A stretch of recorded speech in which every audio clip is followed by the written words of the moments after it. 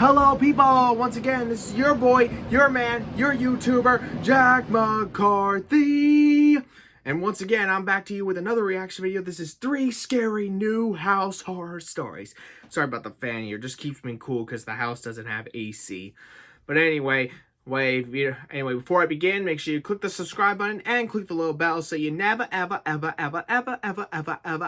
miss out on any updates. And see my last reaction video to Justin Bone's adult tournament thing with his brother and his other friends. Check that out as well.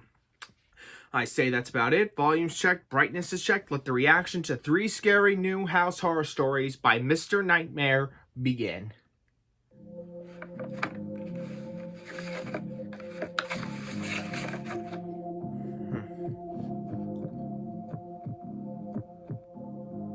I bought my first house that I currently still live in 2 years ago. I was in the unpacking and settling in phase. At the time, I was single and living alone, but I just figured it was time for a house. I had a couple friends over to help me unload the truck full of boxes, and I paid them with food since they wouldn't accept money. They hung around for a few hours after just to hang out. When my friend Dale went to the bathroom, he came back and said he heard some noises from inside the walls, and that it sounded like there were some pipe issues. I took note of it, and the two of them left a little later. Since it was a Saturday, I stayed up pretty late on my laptop watching Netflix. Yeah, love Netflix. However, I was hearing some light thumping sounds from above me, which was odd because my bedroom is upstairs. The only thing that could be above me would be the attic. Yeah. Then I remembered Dale's comment about the noises from inside the walls. I went to the attic door and pulled it down, and I actually had to take a deep breath because I was a bit nervous. Yeah, you're always I climbed nervous. the stairs into the attic and pulled the light switch down. One very dim yellow light buzzed on, just barely lighting up the attic. The noises in the walls stopped though. Either that or the noises just weren't coming from the attic, I imagined. With no boxes up there yet, it was just basically a big empty space, and I could clearly see no one was up there. The only things in the entire attic were a couple giant framed paintings leaning on one of the walls. I went back down to my room and tried to get some sleep, but I heard the noises again. Now I started to fear there was a small animal on the walls, like a raccoon. Yeah. The sound still There seemed was to be one in coming my from old directly house. above my room. It had to be in the attic. Yeah. So once more, I went up Where into else the could it attic be? and looked to where I thought would be directly above my bedroom. The thing is, the attic didn't seem to extend the entire length of the house, so there's a wall covering where the section above my room should be.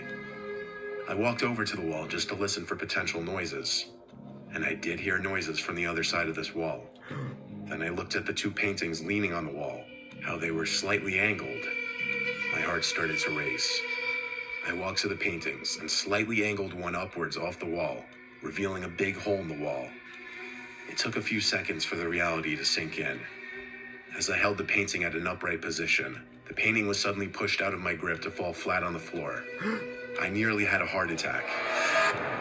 Out from the hole came this sickly-looking girl. Holy She shit. seemed to be high on something. She was shaking, making weird noises, and she would start this creepy laughing. She grabbed onto me and dug her nails into my shoulders so hard I screamed, and I pushed her as hard as I could off of me. She fell backwards into the secret room, and I ran to the exit and shut the attic door behind me. Yeah.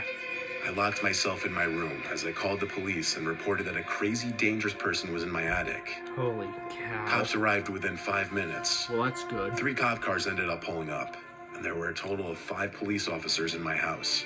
4 of them went into the attic, and I heard the struggle. The girl screamed like a creature, and it sounded like she was trying to attack the officers, which led to her getting tased. Ooh. They finally managed to get her in cuffs and carry her out of the attic and outside to one of the cars. Good call. The girl had to be like anywhere from 25 to 35 years old, but like I said, she looked sickly. Yeah. While the officers were Too still much in the drugs. house, I went into the attic to examine the secret room. And? Inside was a pile of blankets, a dirty pillow, a lot of food wrappers, and human waste in one corner. Wow. It seemed as though this girl had been up there for a long time. Yeah, It no was shit. truly a nightmare to discover this on my first night in my new house. Uh-huh. The girl was taken to a nearby psychiatric center to get her the help she needed. Yeah, good for her. Hopefully he sealed that room up or, you know, cleaned it up and then used it as Our like son is missing. Sorry. The ads, they're annoying.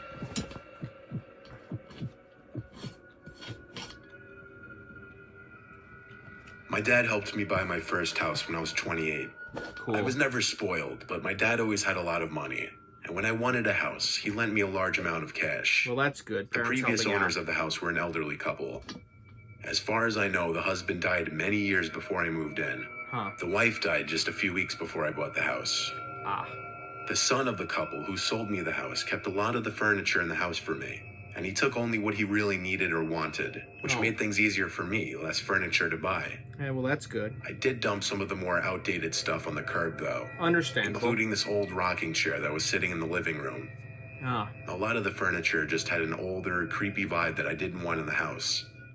The next day, I was cleaning out more junk in the upstairs section of the house for most of the day. A lot of it was heavy lifting, so I'd take breaks in between, and this ate up most of the day. I didn't really get an ounce of sleep the night before, as I have a mild form of insomnia which affects me certain nights. That second night, having moved into the house, I went out to get some Chinese for dinner because I had no energy to cook. Yeah, that's When I acceptable. got back, I was disturbed to find the front door was unlocked. Now, I truly don't remember if I had simply forgotten to lock it or not. That's a I wanted to possibility. believe I forgot, but it just seems so unlikely I'd forget to do that, especially with my brand new house. That's a I possibility. started flicking on every light of every room on the main floor. The more light, the safer I'd feel. I then proceeded up the stairs to do the same there, in the common area and in all 3 bedrooms.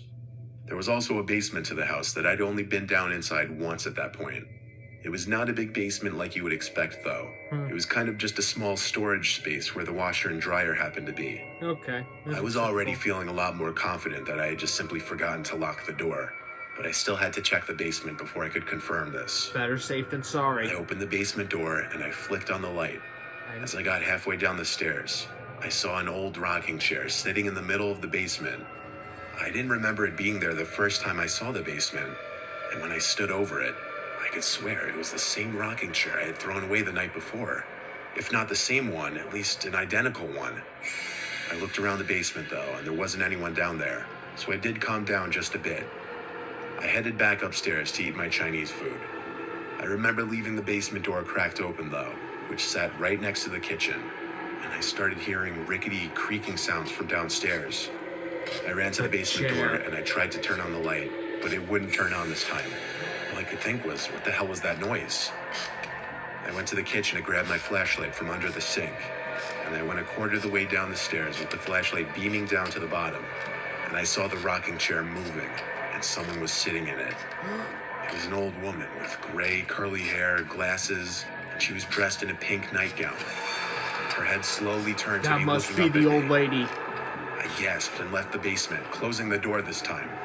I don't know what I was immediately thinking at that point. All I knew was I had to call the police. But when they came, they searched the whole basement with me, and we didn't find anyone. There were also no hidden compartments or exits down there where she could have escaped through.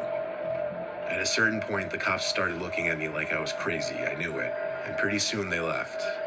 I had the contact details of the son of the couple who owned the house before me, so I called him up around 8 or 9 p.m. and described the lady to the best of my ability. Uh-huh. He sounded shook and started to cry over the phone and said I just perfectly described his mother and her favorite nightgown. He said he'd be right over. He got to the house within the hour and we went downstairs together. He seemed to be in shock the whole time. I could see his hands shaking. He ended up leaving with the rocking chair after a while of talking with me and being very emotional. It may have been emotional for him, but it was the scariest thing I could have possibly ever witnessed with my own eyes. It still stands to be. I kept the basement door locked 24/7 after that, and I'd be scared to do laundry for months. Huh. But after half a year of nothing happening, it wasn't that bad. I only lived in that house a year and a half, though. Oh. Wow, he saw the ghost of the grandmother. Ah, mother! I hate fucking ads. If somebody spent my time. There we go. Ads are the worst. I know that's where they make money, but still, it's annoying as fuck. When I was 12 years old, my family moved to a new house in the countryside of Louisiana, located near a small village. We'd always lived in rural areas, definitely grew up unfamiliar to the city lifestyle or anything even remotely close to that. The property was 3 acres and very private. On the second night at that house, our dog Parker, who would sleep in my room, started barking and growling in the middle of the night. When he saw that I sat up in my bed, his tail started wagging, but he'd continue to bark and growl. I couldn't tell what he was looking at, though. He was just looking towards the corner of the room. I checked the closet and nothing, so I told Parker to shut up, and he did. But I did keep hearing him lift his head off his bed every once in a while, reacting to something.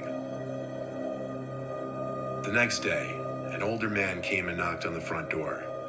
My dad answered while I was in the living room watching cartoons. I heard the whole interaction. The old man introduced himself as Gene, the next door neighbor. My dad told me to come over and introduce myself, so I did. Gene seemed very kooky and aloof. Even my 12-year-old self could realize that. But he seemed nice, I guess. The next day, I was in the backyard playing Pokemon on my Game Boy. My dad was in the front of the house mowing. The rest of my family wasn't home. Oddly enough, over walks Gene wearing a farmer's hat and overalls, talking to me in his thick southern accent, asking what I was up to. He actually sat down at the table with me, which made me uncomfortable, especially considering he just walked into our backyard. Albeit there was no fence separating the front and backyard, but still. A little creepy. I told him I was playing Pokemon, and he knew what it was. Immediately making Pikachu noises trying to be funny. But it was just unsettling. Yeah, a little bit. I started to realize there really was something off about this guy. My dad came to the backyard with a lawnmower, then turned it off when he saw Gene sitting next to me. He approached us and said hello with a smile, but I could tell based on my dad's face and tone that he was slightly confused what he was doing in our backyard. He never asked him that, but my dad told me I needed to go inside and wash the dishes. I knew he was trying to get me away from him. Yeah. A few minutes later, my dad came in and asked me if Gene just walked into our yard, and I said yeah. That's when he told me he didn't want me around that guy anymore, and to let him know if I saw him again. It wasn't until a few nights later that I woke up to Parker growling and barking again. This time he was looking at the window. I got up to open the window just to hear if something was going on out there. And quickly after opening the window, without seeing anybody out there, I heard Gene imitating Pikachu noises again, in his creepy old man's voice. Oh shit. I ran out of my room screaming Dad repeatedly. When I told my dad Gene was outside my window, he stormed outside to check. But when he couldn't find him on the property, he went to Gene's house next door. But here's the twist. That Gene guy didn't live next door. What? An older woman answered the door and had no idea who he was. So my dad went to every single neighboring house, and nobody had ever heard of a Gene. Oh shit. My dad called the police to report the man. Police said they would be on the lookout for him, and it even made the news. We never again saw or heard from Gene, or whatever his real name was. God, that's always disturbing. And that lady thing, that really... For a second there, I thought I was going to have a heart attack.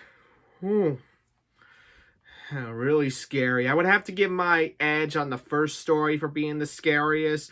The number 2 one was also a little bit scary with the ghost and everything. And number 3, just a little bit around disturbing and scary also.